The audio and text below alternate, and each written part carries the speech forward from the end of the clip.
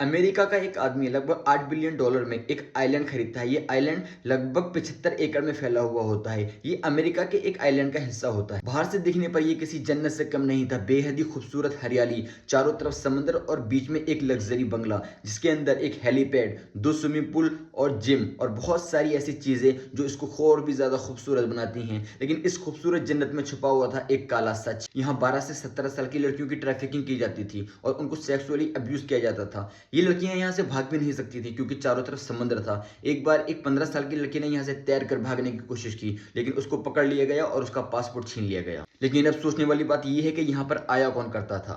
बड़े बड़े दुनिया भर के पॉलिटिशियन, सेलिब्रिटी लोग और बिलियनर्स लोग, जिनके लिए यहाँ पार्टियां ऑर्गेनाइज की जाती थी। सवाल ये है कि इस आइलैंड का मालिक कौन है। इसमें जवाब में एक नाम सुनने को मिलता है, जेफरी एप्स्टीन। ये एक शुरुआत में टीचर हुआ करता था, जिसको पैसों का इतना लालच हो गया कि जिसने इसको यहाँ तक पहुंचा दिया। इस आइलैंड पे जो चल रहा था काफी सालों तक लोगों से छुपा हुआ था, लेकिन 2005 में एक छोटी सी कंप्लेंट इसके लिए एक ट्रिगर साबित होती है। मार्च 2005 में एक 14 साल की लड़की और उसके पेरेंट्स एक पुलिस कंप्लेन करते हैं। वो लड़की पुलिस को बताती है कि उसके साथ पढ़ने वाली एक लड़की उसको बोलती है एक अमीर आदमी के घर जाने के लिए, जहाँ पर सिर्फ मसाज देना होता है, जिसके लिए उसको बहुत सारे पैसे भी दिए जाते हैं। लेकिन वो लड़की जब उस अमीर आदमी के घर जाती है तो वहाँ कुछ और ही देखने को मिलता है। वहाँ पर एक आदमी सिर्फ एक टॉवल में मिलता है और वो उस लड़की को कपड़े उतारने के लिए बोलता है और उसको सेक्सुअली अब्यूज करता है। पुलिस जब पहली विक्टिम से पूछती है कि तुम किसी और लड़की को भी जानती हो जो वहां गई हो, तो वो 2 नाम देती है। और उन 2 लड़कियों को जब बुलाया जाता है और उनसे पूछा जाता है तो वो 2 और नाम देती हैं,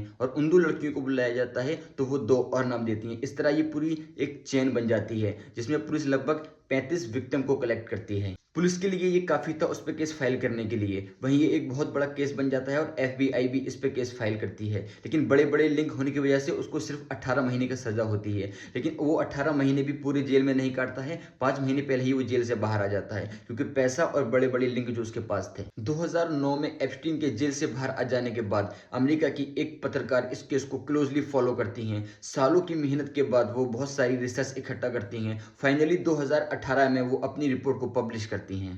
ये रिपोर्ट पब्लिश होने के बाद मीडिया में एक धमाका होता है और लोगों का गुस्सा जाग उठता है।